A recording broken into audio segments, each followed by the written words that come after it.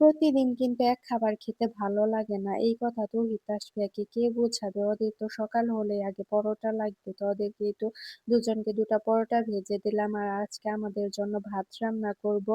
তো আজকে ছোট মাছ দিয়ে কচু দিয়ে রান্না করব। আর পঞ্চমুখী কচু দিয়ে মাছের মাথা দিয়ে রান্না করব। আর ডাউল রান্না করব। মা আবার এদিকে কাঁকরোলও কেটে দিয়েছে ভাজি করার জন্য। তো আজকে আর ভালো লাগছে না। কাঁকরোল আর আজকে ভাজি করব না।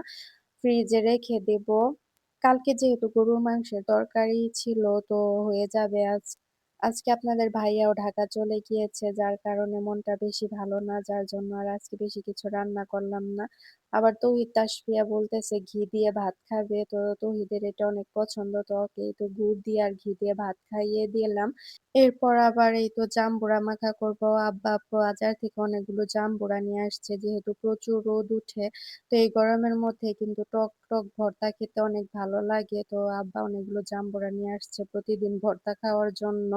তো এই তো এখন এখানে কাঁচামরিচ দিয়ে আর বিট লবণ দিয়ে আমি খুব ভালো করে জাম্বুরাটা মাখিয়ে নিলাম। এখন সবাই মিলে খেয়ে নেব। এই দুপুরে কিন্তু যেকোনো টক খেলে অনেক ভালো লাগে। আর সন্ধ্যায় বানিয়েছিলাম পাটিসাপটা পিঠা অনেকদিন যাবতই তৌহিদ তাসফিয়া পাটিসাপটা পিঠা খেতে চাচ্ছিল তো আজকে বানিয়ে দিলাম।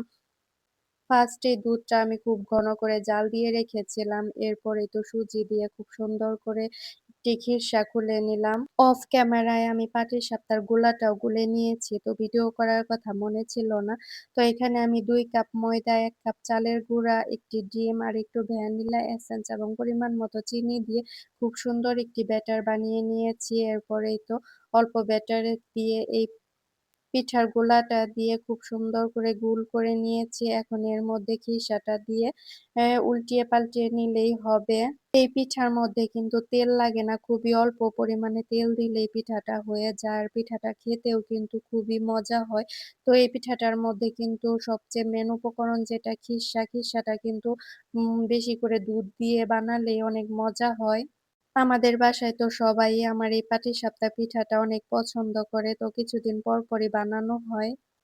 তো এই তো আমি একে একে সবগুলো পিঠাই ভেজে নিচ্ছিলাম। আমার যখন বিয়ে হয় আমি কিন্তু কোনো পিঠাই বানাতে পারতাম না। কিন্তু বিয়ের আগে থেকে আমি এই পিঠাটা বানানো শিখেছিলাম আমার কাকিমার কাছ থেকে। তো উনাকে দেখতাম সবসময় এই পিঠাটা বানাতে। আর এত মজা হতো পিঠাটা কি আর বলবো। মজার থেকে আরকি নিজের আগ্রহ করে এই পিঠাটা বানানো শিখি। শিখি বলতে আমি উনার কাছ থেকে দেখে দেখেই শিখেছি আরকি। উনি বানাতো আমি পাশে বসে থাকতাম এই আরকি।